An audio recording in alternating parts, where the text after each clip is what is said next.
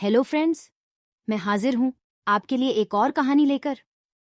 एक बार जंगल में शेर ने एक फैक्ट्री डाली। उसमें एकमात्र काम करने वाली एक नन्ही चींटी थी जो समय से दफ्तर आती जाती थी और फैक्ट्री का सारा काम बड़ी मेहनत और लगन से अकेले करती थी।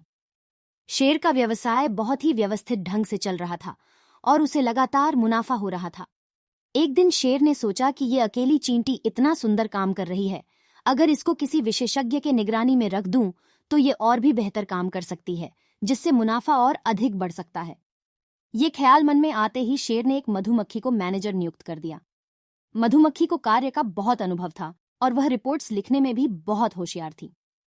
मधुमक्खी ने शेर से कहा कि सबसे पहले हमें चींटी के काम करने का टाइम टेबल बनाना होगा। फिर उसके काम का सारा रिकॉर्ड अच्छी तरह रखने के लिए मुझे एक अलग से सेक्रेटरी चाहिए होगा। शेर ने खरगोश को सेक्रेटरी के रूप में नियुक्त कर दिया। शेर को मधुमक्खी का कार्य पसंद आया।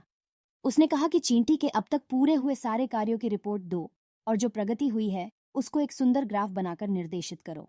मधुमक्खी ने कहा, ठीक है, मगर मुझे इसके लिए कंप्यूटर, लेजर प्रिंटर और प्रोजेक्टर चाहिए होगा। इस सब के लिए शेर ने एक कंप्यूटर डिपार्टमेंट बना दिया और बिल्ली को वहां का सर्वेसर्वा नियुक्त कर दिया।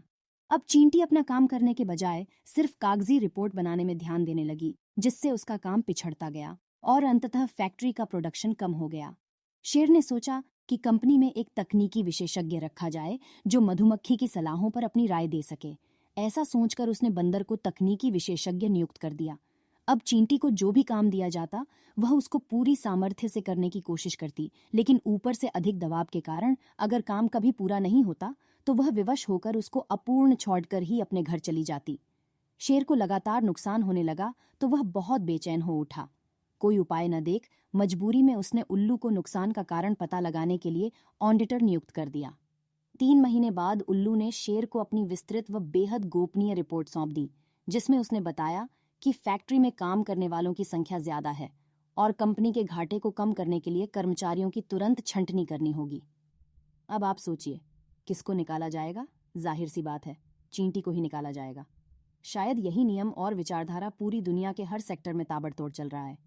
जो लोग पूरी मेहनत, ईमानदारी, निष्ठा व लगन से दिन रात कार्य कर रहे हैं, उनके ऊपर ही सबसे ज्यादा दबाव डाला जा रहा है।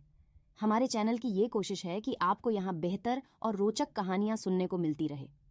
ये कोशिश जारी रखने के लिए आपके प्यार और सहयोग की जरूरत रहेगी। धन्यवाद।